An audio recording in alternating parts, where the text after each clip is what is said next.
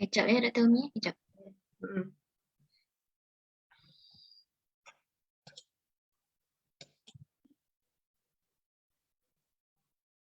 Okey. Okey. Start ah? Okey. Okay. Assalamualaikum and a very good afternoon. Now we are coming back to the live talk with HFEJ, Human Factors and Ergonomics Journals in collaboration with Malaysian Journal of Ergonomics, brought by HFEM, Facebook, and also by Zoom link.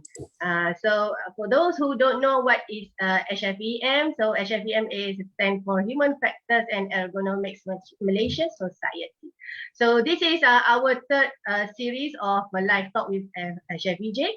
Now we have a special guest to talk about ergonomics in our life, or ergonomics in many applications in our life, right? So it's very interesting today. We have technologist Dr. Syamir Alihan Showkat Ali. Yeah, he is expert in aerodynamics, aeroacoustic, fluid mechanics, vibration, and control system. All right. So Dr. Syamir Alihan will talk about ergonomics in acoustic. Right. So very interesting. The subject is very interesting. We rarely heard about acoustic actually. We in ergonomics we are always talking about ergonomics, physical ergonomics, cognitive ergonomics, or organizational ergonomics. So what actually is about ergonomics in acoustic? All right. So without delay any further, so I leave this platform for 1 hour to our honored guest, Dr. Syamir Ali Showkat Ali, to talk about our special title for today. All right. So, how are you, Dr. Syamir? Thank you very much, Dr. Umi. I'm good. I'm good. Great. All right. Right. Okay. So I like this evening will be your special evening. So can you elaborate more what is ergonomics in acoustic actually? Right. So thank you very much, Dr. Umi. So I'll be starting my slide by saying that thank you very much for this platform, and I'll be continuing on discussing on sound ergonomics, or we can say about acoustics in ergonomics. Basically, we're talking about sound. We're talking about something that is very close to us in terms of speech, in terms of music, in terms of tone, right? So let's go to the slides itself. I think you can.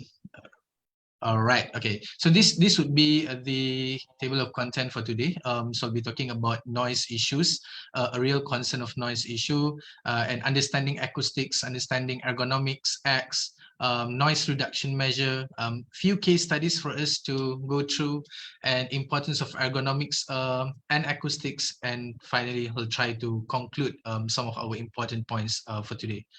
All right. So let's see. For the first one, when we're talking about noise and issue, can you see the slide moving? All right, so noise issue, a real concern. So this is the thing that you can see from here. So what you can see when you're talking about noise, when you're talking about hearing loss, you're talking about something that is very close to us, but it can actually cause a lot of different problems, right? So we have heart disease. This is usually the concern where noise is being a part of our society, our belief. And when you're talking about noise, it comes to that it can actually cause impact cardiovascular health, negatively affects our hearing. Depression, for example, you're feeling sad, depression, and commonly it become an important tool where it is due to untreated hearing loss. People get loose of hope in particular general and ideas, and that is the main idea where we're talking about depressions. So false, untreated hearing loss is linked to increased risk of falls, because when talking about ear, we're talking about balancing. We're talking about how the liquid in that particular ear can actually balance the overall body. Talking about chronic renal failure, and in long term, it can even cause premature death. So it causes a lot of different things, but what exactly the cause of this particular environment? So normally it is quite disappointing that people out there, they often think that noise is not a big issue. All right, noise is simply it can be an issue, but it's not the main issue, the issue. But we're talking about people who are vulnerable, people who are sick. We're talking about children. We're talking about old generation, right?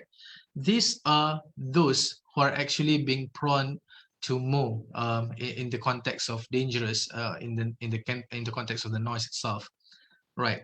So when talking about make listening safe, nowadays we are seeing that 1.1 billion of young people globally are at risk of hearing loss due to unsafe listening practices. We are not talking only on work practice, we are talking about the general point of view, right? So 49 million people aged 12 to 35, you're talking about the youth itself, are living with disabling hearing loss. Some of them, they knew about this, and some of them they do not know about this particular behavior. And among young people aged 12 to 35 years in the middle and high income countries, we are seeing that 1 in 2 young people are listening to unsafe levels of sound through like smartphones, MP3 players, and others. And 40% are exposed to potentially damaging levels of sound in entertaining venues. For example, if you're going to concert, for example, sport arenas, and many more. And when we're talking about engineering, we're talking about control engineering, and so on and so forth. We're talking about machineries, we're talking about factories, and occupational hazard is one of the most important thing that can be associated to hearing loss as well. So more than 30 million people, maybe the number are not exactly true, it can be more, right, are exposed to hazardous noise level at work.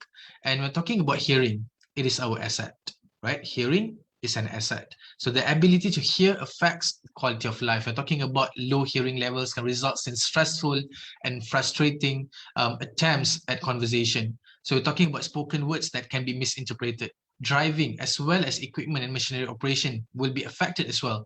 And bear in mind, once it's gone, it's gone. All right. So that is one of the most important, I think, information that we often neglect or we do not care. I don't know. I mean, some of them, they just take it so lightly. But in a long term, it causes a severity in our life, right? So when talking about understanding acoustics, so let's directly go to acoustics. What is acoustics? What is sound? So when talking about sound, there are two different things. We're talking about a sensation of acoustic waves. We're talking about disturbances. We're talking about pressure fluctuations, which is set up in a medium. So if you're talking about noise, it is an unpleasant, it's unwanted, disturbing sound that's generally treated as noise, which has highly subjective feeling, right? It can be different.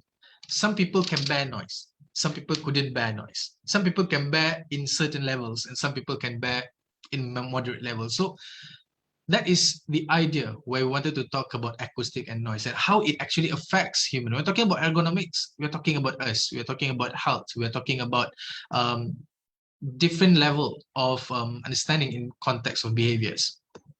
So in the context of noise, as what I have said before, in the context of unwanted sound, unpleasant, unexpected, or undesired product of many operating industrial machinery and equipments are actually the cause of this particular noise.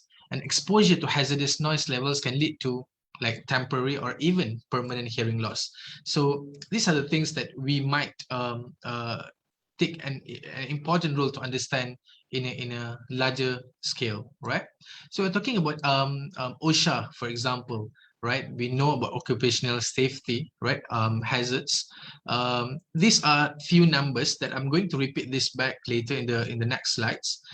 These are the level or the minimum or the maximum permissible exposure limit that is set up by a proper guideline shown by OSHA. Even we're talking about Malaysia, we're talking about a general point of view, the whole nation itself. So how long that you can actually perceive an amount of noise within certain times. So maybe for 15 minutes you can hear 100 dB, but after 15 minutes, if you're listening still to that particular same amount of sound, what would happen to our health? It causes, as we are talking about what is the effect, we're talking about health effect. Ergonomically, it is not right. All right. So how do we hear? First of all, we need to understand the fundamental, right? The pressure fluctuations caused by molecules of air vibrating back and forth around their original position, but passing on some of their energy. For example, just imagine if I have a bottle with me, right? So yeah, I think I'm just taking a bottle here. So if I'm taking, you can try at home. Maybe you have seen this before as well. Just try to blow across the edge of the cavity of the bottle.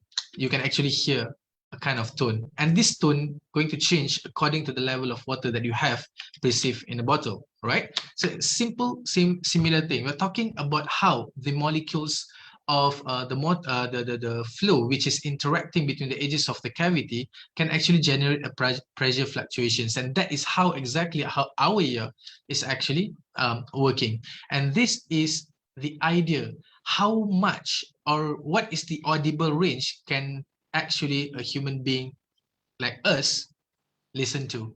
So the audible range is about 20 hertz to 20,000 hertz or 20 kilohertz. But what happened? Okay, let's try to talk about animals, for example, which has the widest hearing range, cat or dog. So I don't know. I'm not sure whether you all can chat in the box, but yeah, feel free to answer according to the slides.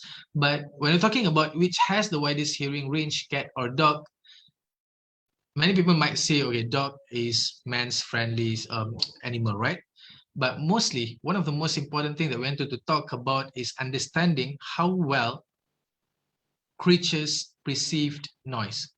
In this particular concept, the answer, if any one of you guys, I think I have some of you guys choose, all right, dog or even cat, right? So the answer would be cat has the widest hearing range compared to dog, about 45 hertz to 64 kilohertz.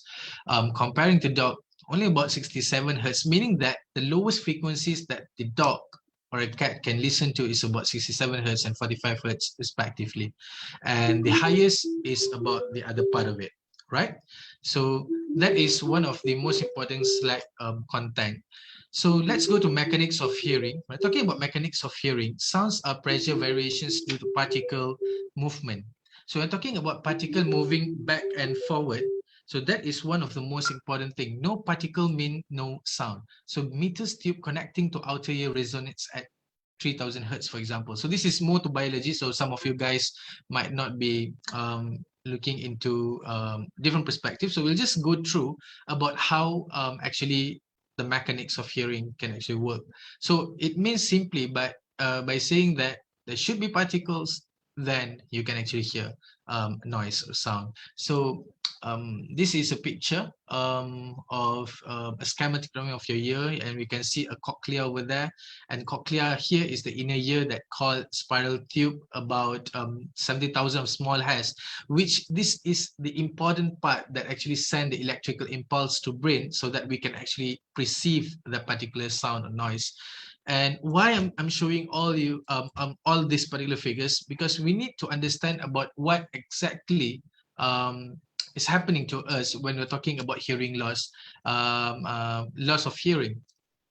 So coming back to this, hearing loss in this particular concept, we have a theory called a speech banana. You can see the shape that is similar to banana shape, right? So there is a level of normal hearing, mild hearing, moderate hearing, and it goes up to profound hearing, about 81 decibels.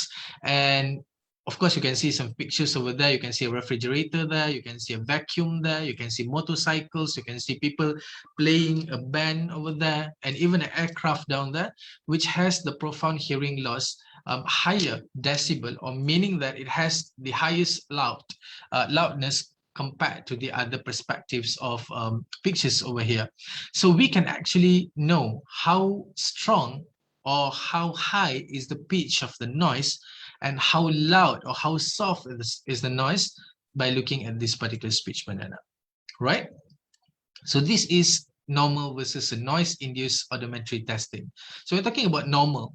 You can see on the left-hand side, we are seeing that the left and right ear, okay, the I think blue, right? Blue and the red line denotes the ears. We're talking about left and right ear. And what we can see here is actually following the trend of banana speech, right? It's still under the content of a good induced testing. However, when you're talking about a hearing loss, okay, it's not normal. What you can see is actually going down towards below the banana level, the banana speech level, and it actually denotes at the frequencies in a higher range of frequencies. For example, at 4,000 hertz, for example, up to 8,000 hertz. It means that when I'm going to test you later, you're not going to hear from 4,000 hertz above. All right, below 4,000 hertz, you're fine with it. But yeah, sometimes people say that, okay, you're getting old, you cannot hear even a small thing. It's very hard for us to hear what exactly people are talking, right? Although they're talking very, very near to you. So it because of the impairment that we're having in this particular case, right? So these are the example of what happened when you have a problem with your ear, when you have a hearing loss, you couldn't hear that much, and this is the issues that we're going to particularly solve. So we are not going to go into biology to solve how to get this back, but this is what you can see from a normal hair cells versus the noise damaged hair cells. So both of it is what you can see is damaged, and you know that this particular hair cells in the inner ear, the function is to transmit noise signals to the brain. And if that particular hair cells has been damaged, so we often not to be able to transmit the noise signals to the brain. And that is the main idea why we cannot hear, or we are losing hope on hearing. All right. So we're talking about waves. Waves is everywhere in nature. We're talking about wave, we're talking about frequency, we're talking about noise, we're talking about acoustics, right? We have sound waves, we have light waves, we have radio waves, we have microwaves, all right, water waves, sine waves, telephone cord waves, stadium, many more. But how these particular waves can actually be correlated to acoustics, that is one of the most important things that we wanted to go further and understand. All right. So why are we able to see? Why are we able to see? Because there is light, right? Simple. And what is light? Light is a wave. That is the main idea. So the question is, so what is wave in this particular case? So wave is a disturbance that carries energy from place to place. You're talking about energy. When you're talking about acoustic, when you're talking about noise, when you're talking about things, sound, for example, is actually carrying out from a low frequency to a higher frequency, where it carries the energies from a higher energy content to a lower energy content, where this is the context where you can hear, I can hear a bass sound, but I couldn't hear a very tiny screechy sound. That is the reason why we have difference, right, in human being. And some of you guys can listen up to 20,000 hertz. That is like awesome. Even me, I've tested, and it's about 4,000 to 5,000, I think, maybe. And we'll try to do this later together with you guys. A wave does not carry matter with it. It just moves the matter as it goes through it. So this is a logical idea. So when talking about wave frequency, you can see the frequency doesn't mean that it has to have a similar, constant or consistent frequency. It will be having a different kind of frequencies over there. It depends on how it travels and the medium and many more, right? And we know that the frequency measure how often something happens over a certain amount of time. So we're talking about in terms of time. So in 1 second, what is actually happening? In 1 second, 20 seconds, what exactly the frequencies that are actually associated with that particular time. So, and we can measure how many times a pulse passes a fixed point over a given amount of time, and this will give us the frequency. So these are the things that this is fundamental for you to understand, and how this particular case can actually be associated to acoustics, right? The human ear is capable of hearing sounds within a limited range. As what we have discussed before, it is between 20,000 hertz, 20 hertz to 20,000 hertz, correct? So what is the idea here? Animals have varied hearing ranges. So if you compare here, if you compare the hearing capabilities in terms of frequency, you can see, so we're talking about human is up to 20,000 hertz, right? The lowest it can be. Elephant might be quite similar, about 20,000 hertz, but it can go even more lower than human, right? Cat has higher capability of listening, all right, compared to us. Actually, in a higher frequency, it can go up to 60,000 hertz. Similar goes to rat, mouse, and even moth can go up to 200,000 hertz. It means that it can actually listen to a very sketchy or tiny noise that even we couldn't hear at 20,000 hertz. Sometimes when talking about this, last time we do always say why dog is barking at night, because the dog is actually seeing some kind of like spirits, devils, or whatever, right? Because they can actually see the unseeable. It might be true, it might not be true, because they have the capabilities that we do not have as a human being. So these are the ranges that actually we are looking for. And why we are seeing this as one of the most important factor, so that we are actually not killing human being. Okay, we're talking about noise. We are not actually affecting ourselves as a human, but we are affecting the environment itself. We're talking about fauna, talking about flora, and everything has frequencies, right? All right, so these are the estimate of work-related noises. So we're talking about work and how the noise can actually affect the work in this particular case. I'll be going through again this particular concept, but what you can see here, the decibels are how loud the noise can be. So we're talking about if you have a rocket launch, it can go up to 180 dB, right? If you go at even a ringing telephone is about 80 dB. Belt sander is about 93 dB. All this particular level is important for us to see. Why? Because we wanted to see how far, okay, how often that we hear that particular noise. Is it going to be repeated? Is it going to be one whole day, 4 hours, 5 hours? And what exactly is going to affect us as a human being, right? So sometimes when talking about noise, people often say, oh, this is a long-term scenario. This is short-term thing, all right? But in the long term, it causes even more damage to human being. That's the reason we're talking about health, cardiovascular disease. And people, believe me, people died because of this particular case in a long-term basis, right? And of course, impairment is one of the most issues that is being highlighted here as well. So let's take 20 seconds to just see this particular 4 beautiful pictures here. And as what you can see here, this is acoustic related. We're talking about acoustic, we're talking about noise, we're talking about the wave, we're talking about how the wave is actually moving. If you want to go further, we have monopole, we have dipole, quadrupole. So that is very scientifically, if I wanted to explain to you more. But just watch this particular figure and try to see what is the direction of the noise. All right. In the first picture, you can see the direction. There's 4 different directions there. Upper part, the bottom, the left, and right. Right. On the right-hand side, on the upper right-hand side, you have only one side it's going, right? It's going to the left and to the right. Left and the right. It might be dipole. All right.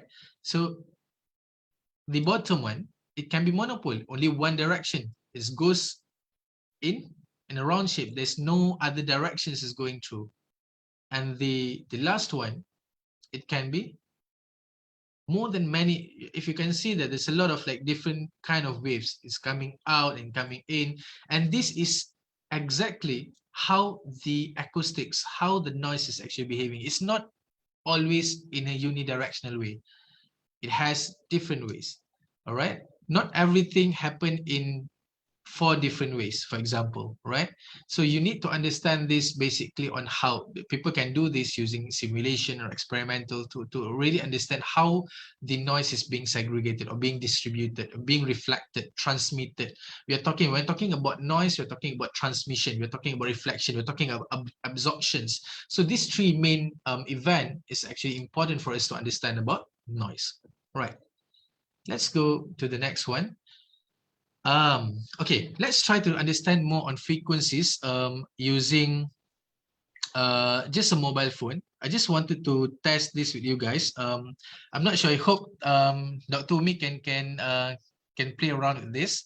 So I'm not sure how many people are there in the chat box, but I wanted to see how far that we can actually hear the frequency. So maybe Dr. Umi, are you there? Yeah, I'm All right. here. All So we right. can So play together. Maybe our audience here, we have all the right. So send for more. the audience, feel free to just text in the WhatsApp chat box here. How far that can actually you hear. I will say the frequency like 1000 hertz or 2000 hertz and see when that particular frequency stops for you. All right. So it will be different compared to you and me. Let's try. So we are trying now. As I've already started. It is now 30 hertz, 40 hertz. All right. It's being 40 hertz now, 50 hertz. Okay, still you cannot hear anything. Like that. 60 hertz. Panumi, are you listening something? Not yet. Not yet. All right, tune. 90 hertz. Not yet. 100. I think I heard something, but not maybe not not that sound. 150. Yeah. 200 hertz. Be careful, guys. But don't worry. It's 200 hertz. Yes. It's 300 hertz. Mhm. It's 300 hertz. Yes. It's 400 now. Yeah. It's going fast. 500, 600, 700,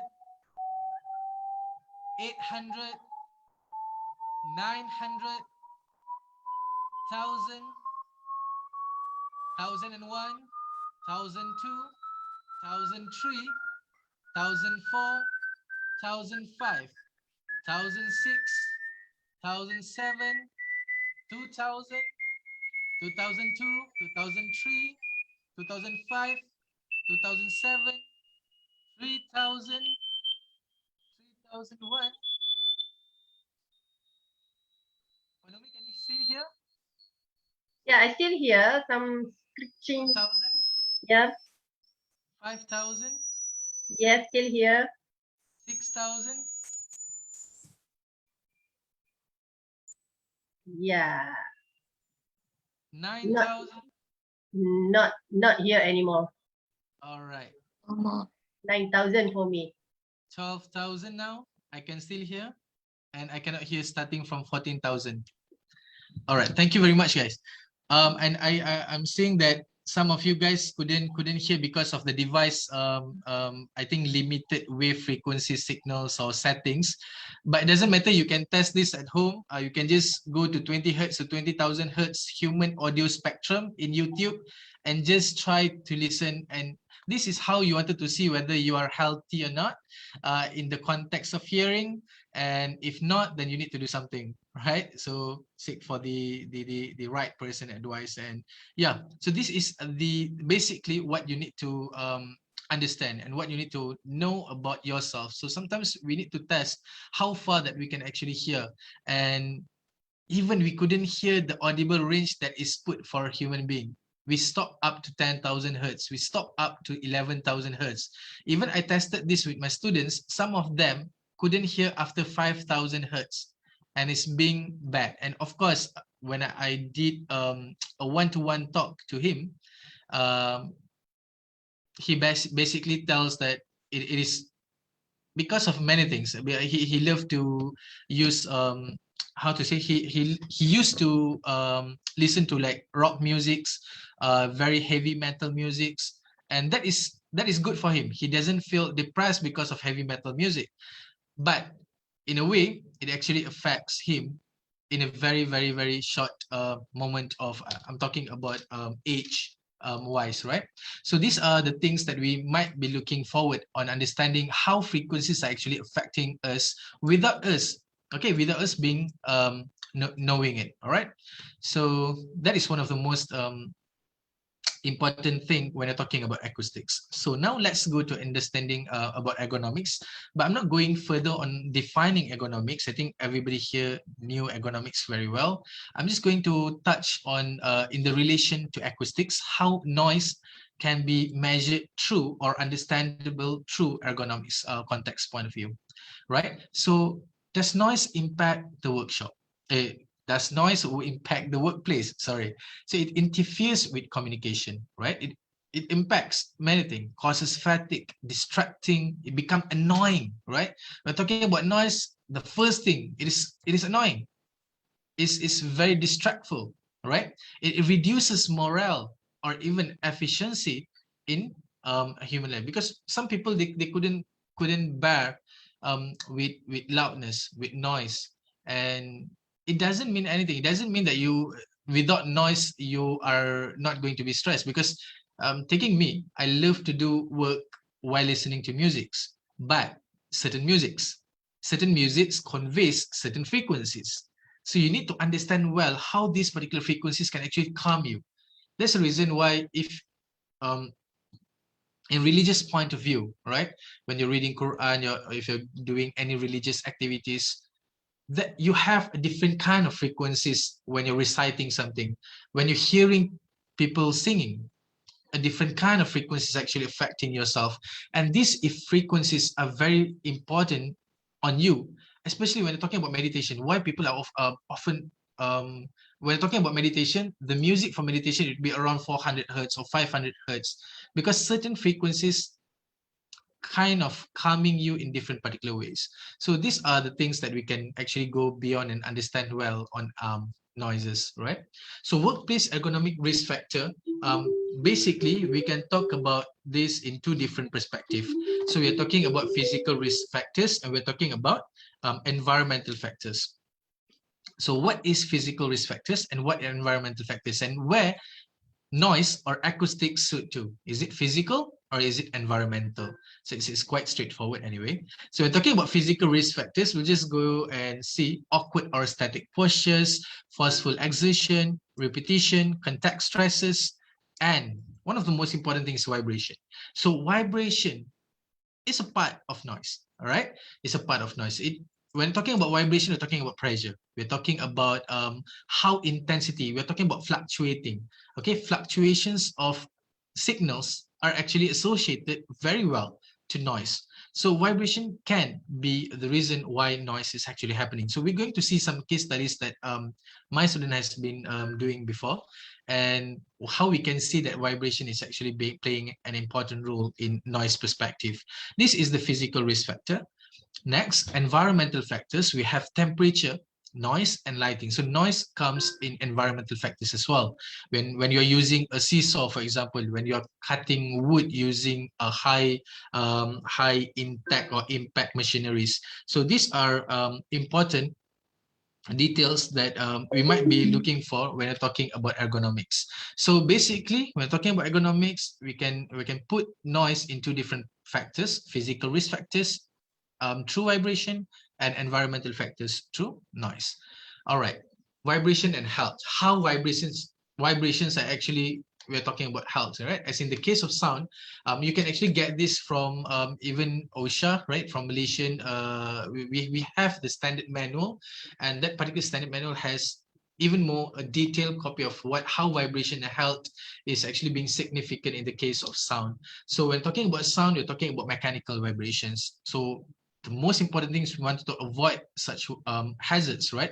The intensity of the vibrations. We're talking about vibration, we're not going further away with frequencies. So we're talking about frequency, we're talking about sound, we're talking about noise, we're talking about things that is passing through the waves, right? So the duration of exposure, working techniques, and many more, right? So these are some noise sources. So we're talking about noise sources here: non-directional, directional. For example, the aerodynamic fan blade. This is a manufacturing process. We are using a roll sheet metal. It's a rolled metal manufacturing, right? Advanced manufacturing. We have profile forming rollers. All these particular equipments are actually producing some amount of noise in the case of decibel. So if you can see on the right hand side, the one in the yellow screen tone here, over here, you can see how this is actually changing according to the amplitude of the noise or amplitude of the frequencies that is actually changing. And even the sound pressure level for each of the activities. For example, if you're doing an airbag shear, or even a hydraulic shear, or maybe a sheet damping, so the noise level in terms of maximum level or a reduction of noise can be seen in this particular case when you're talking about the sound pressure level. And we have a lot of different other identities for us to see. This is quite important. All right. So when talking about daily exposure duration limit, that's what I said. If you're open to a 82 dB problems, right? Machines. So we're working in a factory, for example, and we know that the factory has an old machine, for example. So it might have 90 something decibel producing. The source of noise that is coming out from the machines can be high. All right. But how long that we ourselves can be perceived to that particular noise exposure? Again, this is being done based on research, based on mathematical advances, right? So we know that 16 hours, that is the limit that we can actually go for this 82 dB. So for example, if my place is like about 85 dB, then I should work only for 8 hours non-stop in this particular case. But this is not going to be similar in many cases, correct? It cannot be similar to many cases because we have different, as I said to you before this, we have tested ourselves. I can hear up to maybe 11,000 hertz, and some of you guys can only hear up to 5,000 or 7,000 or 9,000. So it is actually changing. It's actually different. So this is just a guideline for us not to go beyond it. Of course, for the factories, for the managers to look beyond and understanding how far that an employee can actually go for certain kind of job. So we have to see the occupational area in this particular case. All right. So if an employee undertakes a noise activity known to be 87 dB, for example, for 2 hours, then goes on to undertake further noisy activities of 82 dB for 4 hours, and a further activity of 84 dB for 1 hour, what is the cumulative noise level? Because some of my friends, we are not working exactly 87 dB 24 hours, right?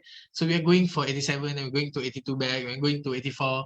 So what is exactly happening in this particular case? You can actually calculate your cumulative noise level. So there's a lot of online calculator out there that you can use, and you can see what is your exposure point, the EP, which is around 84 dB in a total. So in one day, you're actually exposed to 84 dB kind of work. So when you're talking about what is the exposure duration limit for 84 dB, it will be 10 hours and 5 minutes. Cannot go beyond that. All right. So these are the things that we can actually look beyond and understand how far and how well the machineries in the workplace or even in your area. We're talking about different kind of areas, scenarios, right? So these are few things. I'm just going to be quite fast on specific noise level. For example, you're seeing an air socket in this particular case. It has 97.7 decibel. But you're not going to do this every day, correct? But if you're talking about 97 and 7 dB, for example, if you're taking this as, we're talking about A level, we have weightage, A, C, B. I'm not going further on telling you about all this particular weightage, but in general, if you have a 92 dB machinery or noise source, for example, so you shouldn't work more than 1 hour and 35 minutes in this particular case. So going back here, so we know that we're not going to do the same thing for 1 hour and 35 minutes. So it shouldn't be a problem. But if it is a repeated work, right, in certain cases, you are doing that. So you need to be very careful about that. We have 86.3 dB for an airline here. So this one is a compressor. So for compressor, it's about 85.5 dB. If you can see, it's quite consistent throughout the time and day. And we have 84.4 dB about a bench grinder here and many more, right? So you can go through and see, even you can test this freely using your mobile apps. Nowadays, we have a lot of different apps. Although it's not that accurate, but it's giving you quite a moderate results actually. All right, so this are the X regulations and guidelines that we have, all right, for noise perspective. And of course, we're talking about machine. We're talking about regulations in workplaces, factories, machineries, how occupational safety and health come into these particular cases like accident, dangerous, and many more. All right. Uh, so one of the regulation here, if any employee is likely to be exposed to noise at or above an upper exposure action value, the employer shall reduce exposure to as a level as is reasonably practicable, right? Excluding the provision of personal hearing protectors. So we're talking about noise, always PPE will be the first thing that you wanted to use or to solve these particular issues. So if you come back here, what say you about this particular thing? We have a waste handling site. So we are going to waste handling site or what we call that, waste handling site, okay, tempat sampah, pelupusan sampah and those kind of stuff. So you might be seeing 82.8 dB of noise of working scenarios that is happening. So it's about 137 dB C. C is the weightage, so it's not that important here. But what we can see in this particular case that are the important part of how we can actually penetrate whether this is safe or not safe, and how long these particular actions can be held. So we have an amplified music here for 94 dB. We have office worker straying into noisy area. So you can see a very high tonal peak here at 144 dB. So what exactly happening at 144 dB at around what is this is the time here. So we do not know what exactly happening in this particular case. So the frequency might be very high. And for factory, it goes up to 85.7. It's quite consistent. It's going up, oscillating. It's a large amplitude fluctuation. So these are the things that people often use to analyze. All right, how bad is the noise in the workplace. So we have noise reduction measure. Of course, when talking about issues, we do need a control measure. So we have a guideline, ergonomic risk assessment at the workplace. So we have a guidelines here using an introduction, ergonomic risk assessment of initial era, advanced era, and how noise can be interpreted in ergonomic approach. We have different kind of formalities in the case of forms. And the purpose of this is to provide a systematic plan, an objective approach in identifying, you can go further in understanding about risk assessment. So we have risk assessment. The noise risk assessment shall be reviewed not more than 5 years. So this is very important. You're doing maintenance, or you're talking about maintenance. And if you're doing a maintenance clearly every year, then I don't think so. It's a big problem. The issues normally arise because of maintenance issue. I think that is the biggest issue that everybody's prone to. So these are some an example of noise risk assessment that has been conducted through the operation. We have a mover here, Honda bike, quad runner, and it complies with regulatory requirements, right? So it's not above anything. So if it is known its exposure should be exceeded or not exceeded some amount of time. So it has been, if you can see from 8 to 10, it seems that it's not actually obeying the regulatory requirement.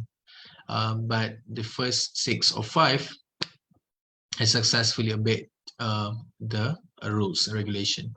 So this is how we can do our noise risk assessment.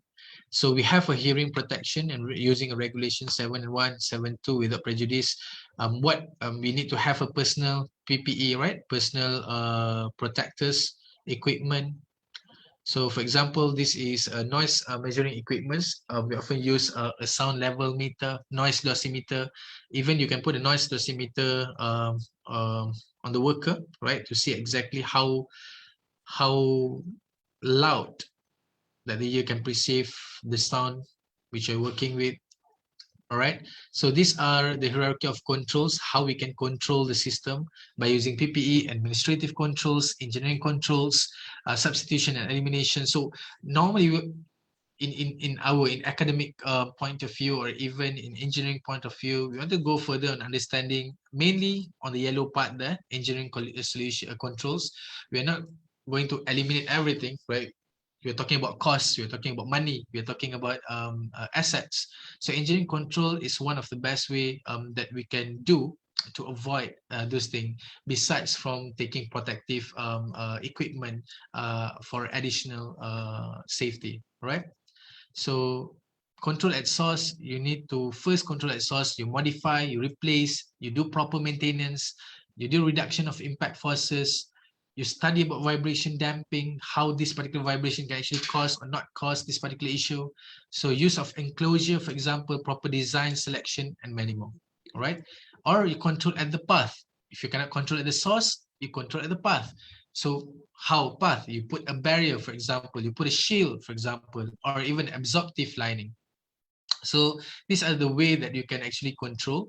So for example, this is the control booth. If there's a noise source over there, you can just make kind of a control booth to avoid from this particular noise. We can do enclosure, for example, if there's no direct blockage. So we can just put a something in the middle with a proper material, generative, and these small gaps can be reduced because intensity of noise is actually coming out from gaps, right? We're talking about cavity. We're talking about, it can be one of the direction, even nose, ears. We're talking about cavity. So this is how, after you implement control measure, you're actually going to get a lower sound level compared to the before treatment. For example, before treatment, you have 94.6 dBA, and after treatment, it's about 84 dB. That's a successful rate in this particular case. And this is an administration control. You control how people can work, the employee can work, and the timing of the working. So you can do a lot of different kind of admin work to avoid this particular problem. Devices, coming back to the last of the pyramid, we're talking about PPE, we're talking about earplugs, kennel caps, and everything has different kind of behavior. So when talking about earplug, most oftenly people do not put earplug in a right way, in a correct way. So that's the reason why even you put a earplug, it doesn't mean anything if you didn't put it right? So these are the things. So how you want to put correctly, and insertion of earplug. So earplugs reduce noise by as much as 30 dB. Ear canals can reduce up to 30 dB as well. Ear muffs can reduce from 15 to 30 dB. So every single PPA has its own constraint or limitation on how much dB that it can actually reduce. So again, it depends on your personal health, and of course, what exactly that particular protective equipment can actually give you. So remember, hearing aids are not hearing protection. So it doesn't block any enough noise. Actually, they're not further prevent hearing loss, and it actually in some cases can actually increase the noise level in your at the ear. So it is important for us to always remember that it's actually being support. It's not actually protecting you from getting it done. So we can actually reduce, we cannot avoid, but how we can make it more consistent throughout the days, that is the most important thing for us to humbly understand. We'll just go through a little bit on case studies. This is a poster that actually I have presented this. This is actually my PhD that I have carried out, a part of my PhD. So what I did was basically on aeroacoustics noise. So we have acoustic. Acoustic can be aero, right? One of the branch. So aeroacoustic noise is one of the most important thing. Of course, I didn't touch more on ergonomics, no, but that is the effect. The final effect, we're talking about human. We're talking about how human is actually perceiving the noise. So we are the moral message. We wanted to do something for the community, right? So of course, when I'm doing PhD, ergonomic is not the main idea. The main idea is to solve engineering problems. The problem is when you have aeroplane, how actually it can cause annoying, distractful, and even when you're talking about Heathrow in UK itself, you have a lot of residential areas around the airport or even underneath, and most of the people there, okay, a lot of people, I think more than 1 million of people there, are actually prone to danger of this particular aircraft noise. And aircraft noise can be very annoying and it is quite repeat. It's not like one day once you're getting that particular noise. It's quite often you're getting it in one particular day. And even if you go there, you can see there's a lot of shielding. Government is spending a lot of money just to put a barrier. Even for a playground, they just do something like an igloo type of barriers for the children to be there. And a lot of research on learning abilities and the capabilities of students over there shown that they have the most they have poor background in the context of writing and listening and many more. So that's quite annoying. But what I did for my PhD is I applied a control content of point of view. So if you can see from the right hand side there, there's a porous material. So it is being motivated by the context of pause. It's actually from owl. So if you know burung hantu, right, owl. So if you go further and see why owl is actually when it flies in a very silent mode. It's quite interesting. That is the only bird that flies at night without any noise. It doesn't flap the wings. It doesn't have any particular noise. If you put it under an acoustic room with a microphone, you won't see any kind of peaks compared to other kind of birds. Why? Because there's a porosity in that particular case. A porosity, when we know when the airflow through that particular porous is actually reducing the context of energy. We're talking about energy, we're carrying a lot of energies. So we wanted to break down these particular energies to make it even a much smaller energy. And that particular small energy is actually penetrating into noise. And we're talking about high frequency noise, it can actually dissolve even more faster compared to a low frequency noise. Because low frequency noise boleh dengar jauh. You can actually listen if you're having something behind there, you can actually listen from 1 meter, 2 meters, or 3 meters, or even more further than that.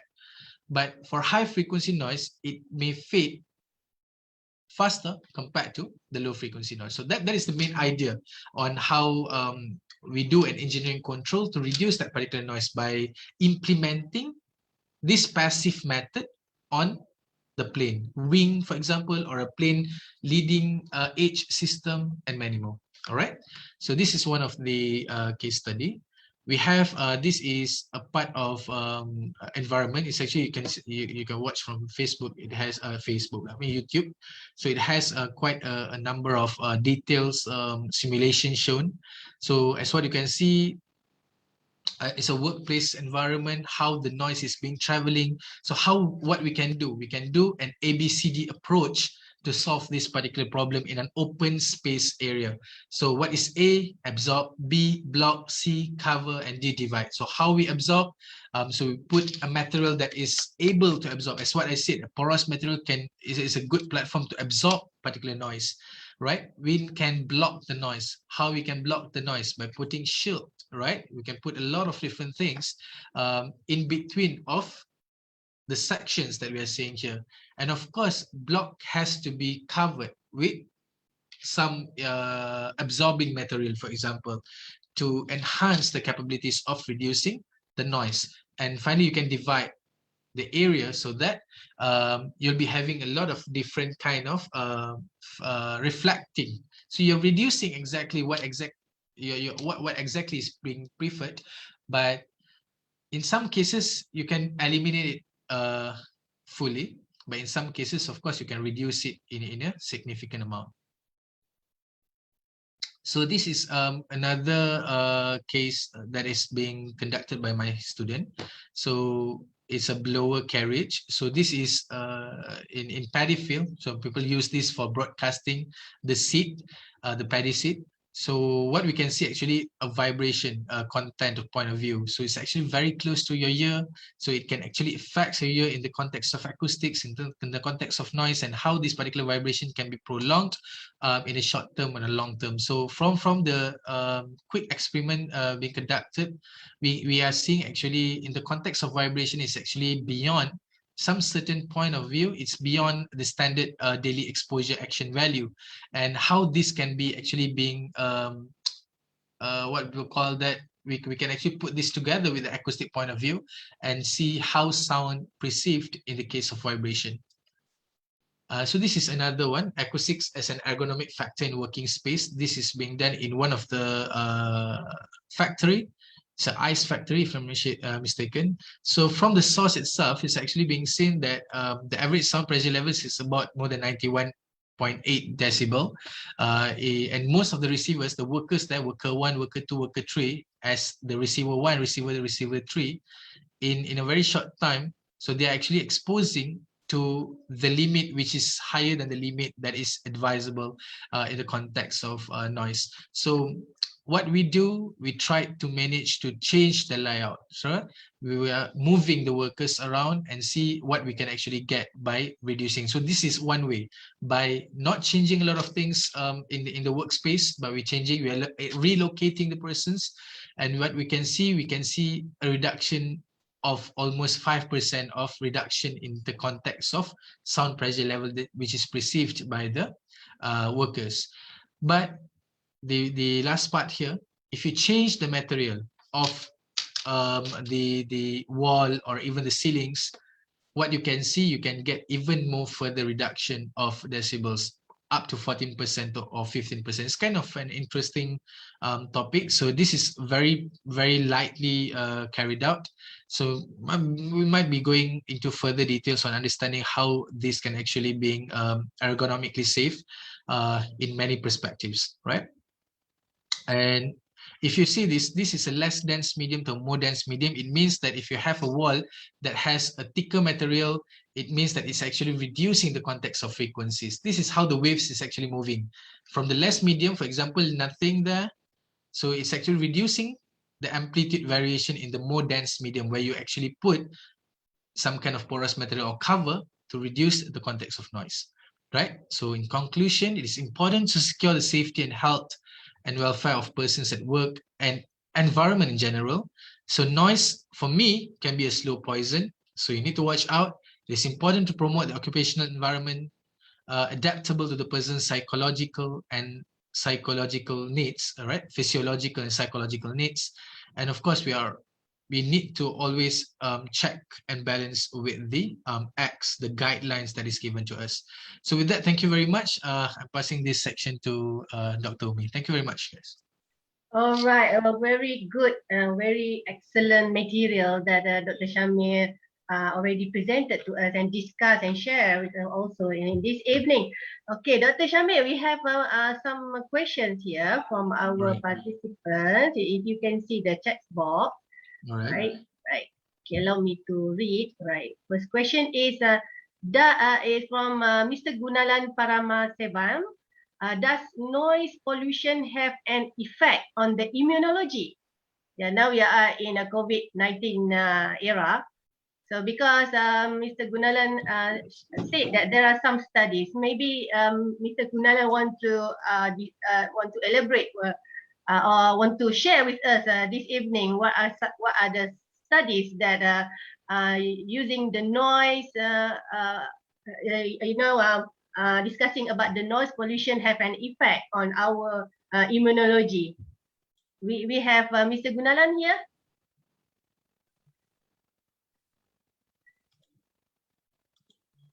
Mr. Gunalan?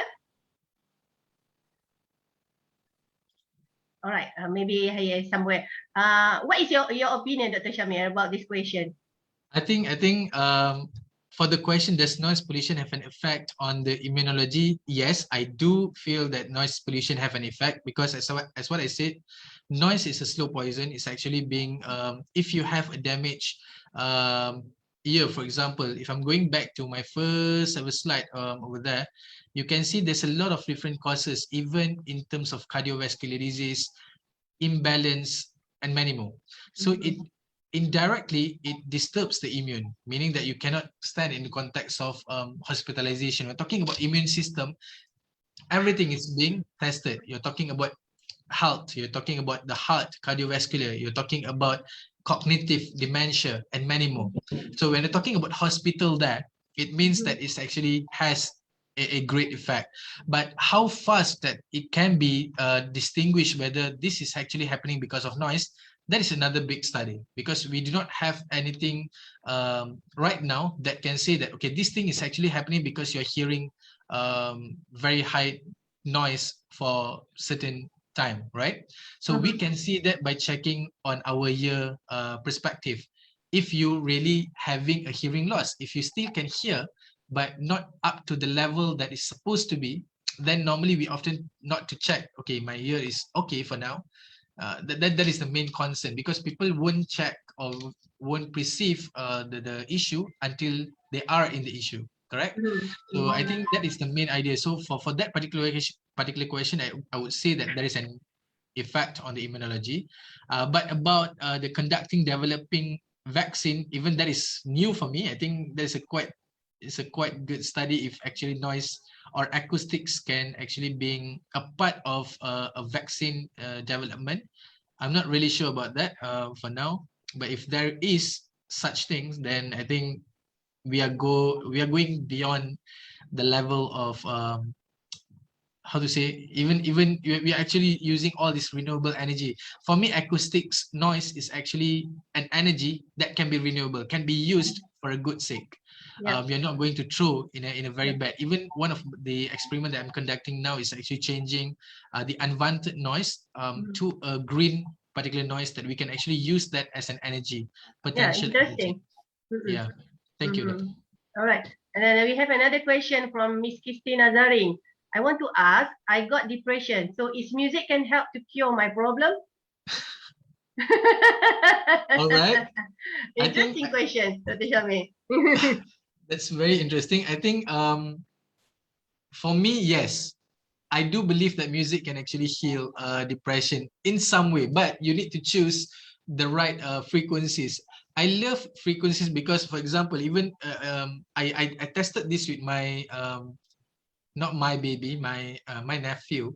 All right, so I just tried to open some frequencies. For example, if you're taking 174 hertz, go back and try, just go to YouTube and try to find the frequencies 174.